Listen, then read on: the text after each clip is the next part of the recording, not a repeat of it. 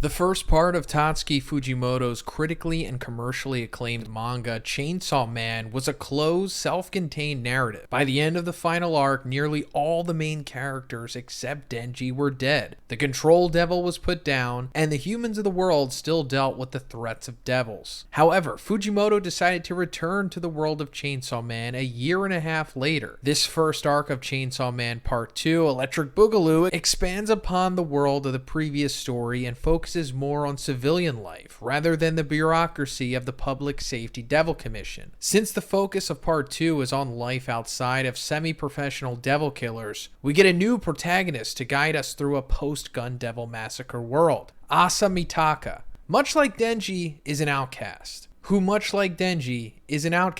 parents were eaten by a devil, and she despises the corrupt nature of the city. She equally despises her new school curriculum, taking care of Bucky the Chicken Devil. Asa's extreme sense of justice extends to all her fellow students, which explains why she takes her lunch alone on the balcony. However, her class president, who is much more down with the new acceptance of devils and the heroic Chainsaw Man, comes to join her one day. 3 months pass and Bucky's day of reckoning is upon Asa's class. However, the class president bucks the original lesson plan and votes to save the Chicken Devil. Asa is anything but thrilled with this decision, but is swayed when Bucky calls her by her name. Her peers' acceptance is short-lived after she trips, falls, and accidentally crushes the devil. That night, the class president and her teacher, Mr. Tanaka, interrupt her mental breakdown and invites her to visit Bucky's grave. It seems that her breakdown might be contagious since Class Prez gets disproportionately upset over Asa's inability to jaywalk on an empty street. But turns out that she's been a devil in disguise. She made a contract with the Justice Devil in order to find out if their teacher was truly in love with her. Unfortunately for Asa, Mr. Tanaka also had eyes for her, and so she must die. And she does, kind of. She's half decapitated while ruminating on how she was not alone and feeling envious of others. However, she's supernaturally revived and turns Mr. Tanaka's head and spinal cord into a sword, much to the shock of class president and Asa herself. Side note, this is another of Fujimoto's endless film homages, since this is how the titular monster in the Predator franchise takes their trophies of war. The Hydra as class president is disposed of quickly with the Tanaka sword. This is the War Devil, and she means business. She sits on the body and muses about her own plan to kill Chainsaw Man. The problem is she and Asa now share a body, and Asa struggles to believe she's now technically a murderer. Unlike other contracts we've seen throughout the series, Asa is more or less a host in order for the War Devil to kill Chainsaw Man. Turns out Denji has been laying low at Asa's school, and the War Devil is more than willing to completely take over Asa to make sure he'll die by her hand. Even with the threat of assured death, Asa staunchly refuses to go into her place of torment. A student tries to take her to the nurse, but the War Devil overrides Asa's control over her body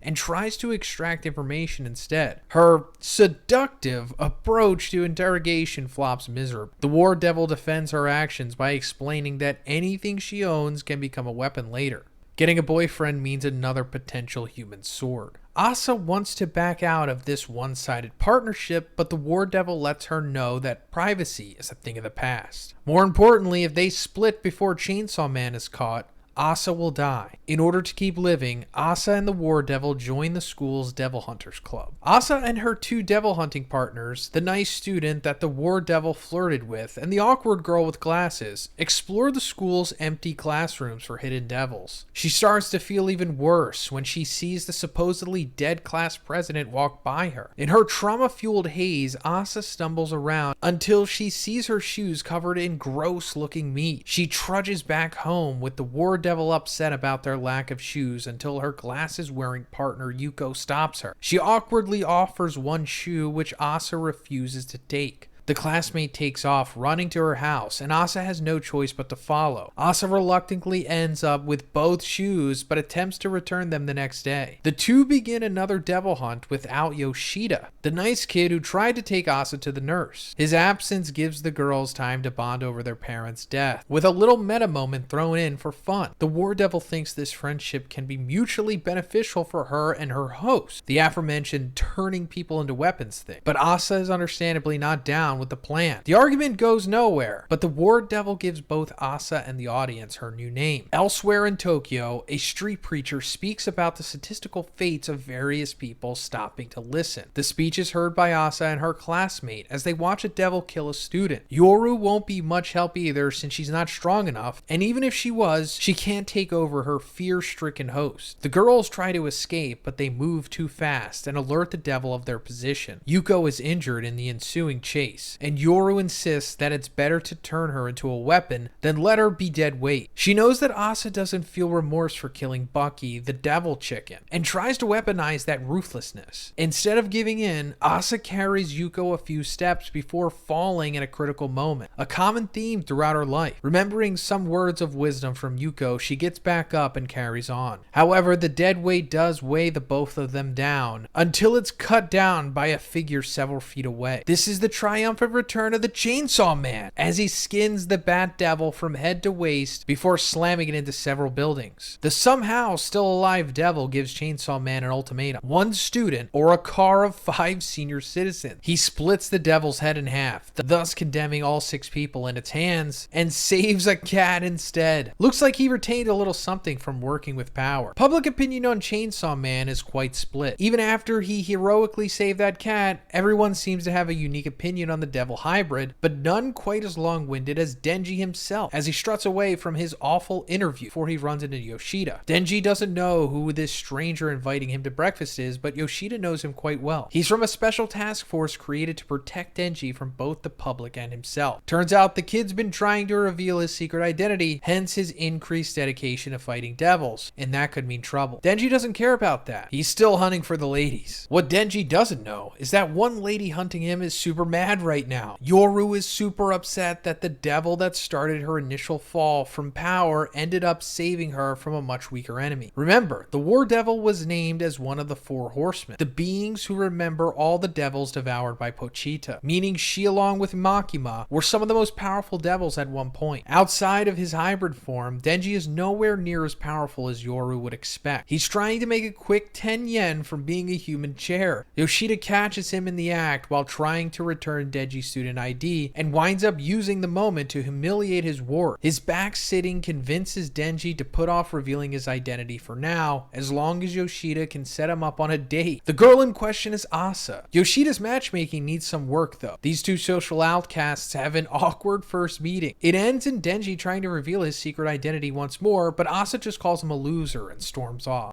Yoru unintentionally helps out Yoshida by trying to apply logic to Denji's action. She tries to convince Asa to return to the Devil Hunters Club, but her host placates her with a quick plan to lure out her mortal enemy while she goes to see an injured Yuko. The two have a happy, yet still awkward reunion filled with stories and embarrassing secrets. Yuko's secret turns out to be a very real murder confession, then reveals that she also made a contract with the Justice Devil. Unlike the outright selfish motivations of class president, Yuko did it to protect her new friend. Asa blames herself for Yuko's contract and worries that she created a bully-killing monster. Yoru is no help in quelling these fears. In fact, this plays right into her plan to kill Chainsaw Man. The next day, a cheerful Yuko goes to school ready to enact her plan. She runs into Yoru and is immediately able to suss out what's going on. She transforms into another form of the Justice Devil, and the two begin to battle. The other students are quickly evacuated, which gives Yuko good cover and easy access to her intended victim. Yoru improvises an attack with a pencil spear, but it's not powerful enough. Yuko Uno reverses the throw through the War Devil's torso, with one student apparently killed and one bully injured. The Devil Hunters Club steps up. In order to not hurt any innocents, Yuko stops fighting and takes a few hits from her fellow Devil Hunter. Her sense of justice continues to warp further to the point she begins fighting back against her former allies turned bullies. Yoru tries to appeal to Yuko, but fails, leaving her with only one plan: leave it all to Asa. The War Devil is still present enough to tell Asa how to make a decent weapon when empathy fails once again. She rips off her uniform, a gift from her deceased mother, and creates her first sword. Yuko tries to convince her new best friend to spare her since she isn't a bully, but Asa is tired of her righteous speeches. Her uniform sword is sufficiently powerful and dices Yuko into little pieces. Her head is left intact, and despite the monstrous behavior she exhibited, Asa is reluctant to completely kill off her friend. Luckily, a student that managed to stay out of the fray and wearing some cool ripcord earrings offers a favor to her quote-unquote little sister. Asa's confused about this new familial relation, but she can't say no to the all too familiar spiral eyes. Yuko's enlarged head bursts out of the school, ready to wreak havoc on the city. Her first act is to destroy the progenitor of bullies, the school, or at least a wing of it. She indiscriminately knocks students aside until she sees a still unclothed Asa unconscious on the floor of the school. Assuming the strange girl with the ripcord earrings is responsible, she begins to crush her with a tentacle. She's nearly successful too, until a way too excited Denji shows up and attempts to blow his cover and play hero once more. Yuko, a previously established fan of Chainsaw Man's work, is excited to see him in person, despite the circumstances. She tries to defend herself, but is unable to predict his moves. All Denji's focused on is revealing his identity in a cool way. Without her mind-reading advantage, Yuko is put down for good right as Asa regains consciousness. That night, Asa, traumatized from yet another killing, wakes up from a recurring dream. She trudges through her house until a knock and familiar voice breaks her from her trance. It's Yuko, now fully a devil, trying to say goodbye before she attempts to regain her humanity again. Despite her warnings to keep the door closed for her own safety, Asa opens up. Yuko opens up too, telling Asa not to blame herself for the day's events. Yuko would have made the contract regardless to gain the love and respect someone like Chainsaw Man has. She knows that her ends were not justified by her means, and her thoughts are no longer completely her own, especially those that compel her to smack Asa around. Even knowing the danger of keeping Yuko around a minute longer, Asa has one last thing for her friend. She offers her shoes for Yuko to wear, just like the act of kindness that began their all too brief friendship. The two share a laugh over their previous awkwardness and new, messed up lives before Yuko runs away with a promise to return the shoes. Unfortunately, that's a promise that will go unfulfilled, as Yuko is decapitated in her sleep by Chainsaw Man.